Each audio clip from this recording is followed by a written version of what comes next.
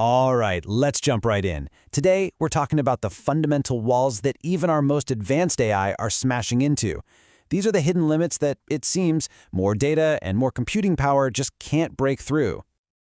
I mean, we've all seen it, right? What large language models can do feels like straight-up magic sometimes. But then, you see the weird stuff. The hallucinations, the simple math errors, the bizarre moments of nonsense. And it makes you wonder, are these just growing pains? Or are we slamming up against a much more fundamental wall? So, to really get to the bottom of these failures, we have to pull back the curtain and look past the hype. We need to understand how these things actually work.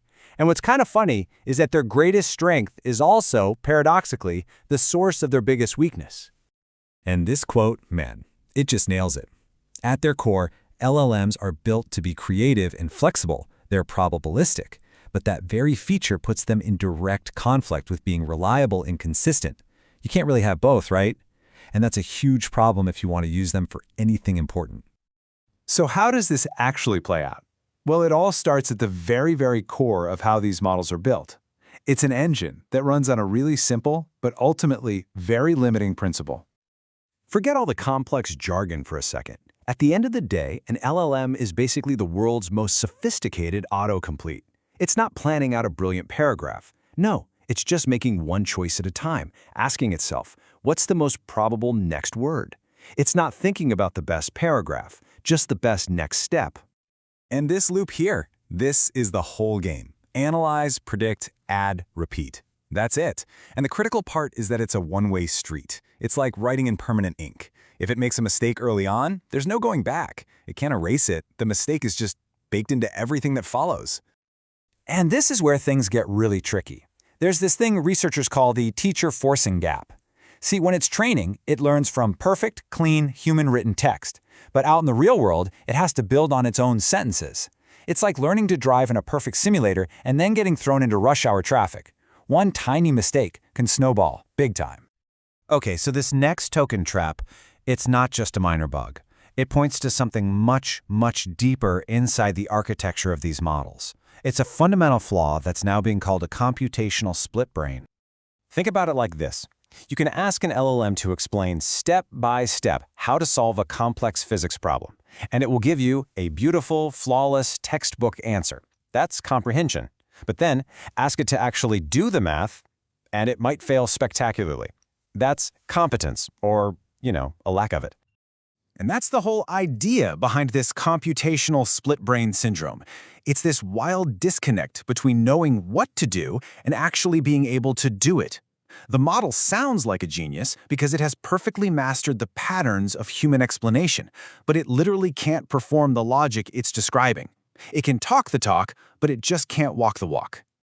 So why does this happen? Well, this chart here really lays it out. There are basically three big reasons. First, the way they even think about numbers and symbols is kind of fuzzy. They get mixed up with the words around them.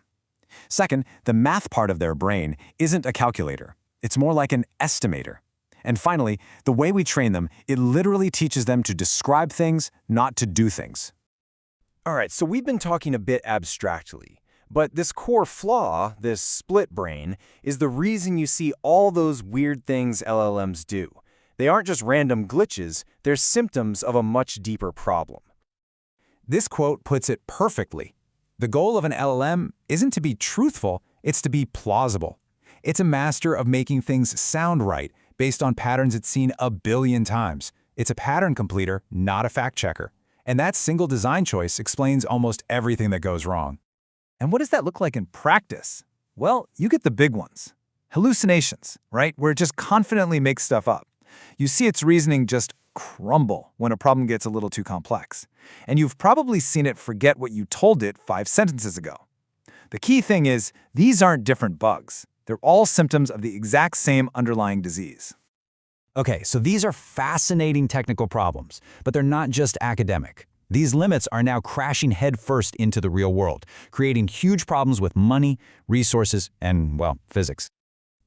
Everyone talks about the massive energy cost to train these models, but that's like talking about the cost to build a factory. It's a one-time thing. The real energy hog is inference.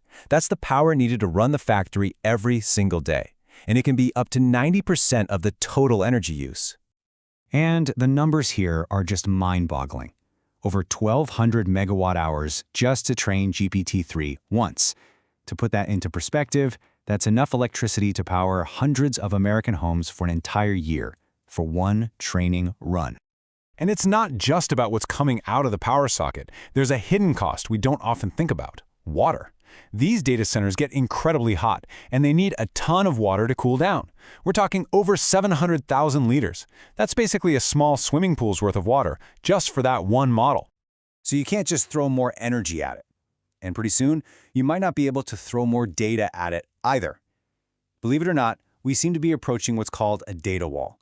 We are literally on track to run out of useful, high-quality text on the entire internet to feed these things.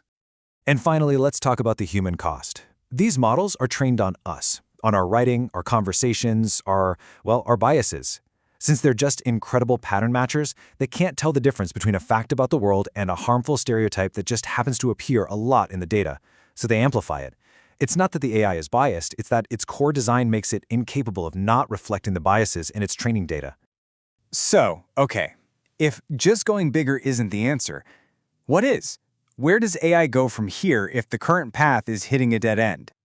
Well, the consensus from researchers is that we need a totally different strategy. The future might be in hybrid systems, mixing these language models with older, more reliable logic systems. It's about getting serious with governance, making these things way more efficient, and, actually building defenses so they can't be so easily tricked. So, what's the big takeaway from all of this? I think it's this. We have to stop thinking of LLMs as brains or as agents that reason. They're not. They are phenomenal pattern completion engines. They're like a superpowered tool, but even the best tool needs a skilled person to use it. Their real power only comes when we, the humans, build systems around them, systems that check their work and compensate for their built-in limitations. And that leaves us with a pretty big question, doesn't it? Maybe this whole era of just make it bigger is coming to an end. And maybe, just maybe, the next giant leap in AI won't come from a bigger model at all, but from a completely different and maybe even smarter idea.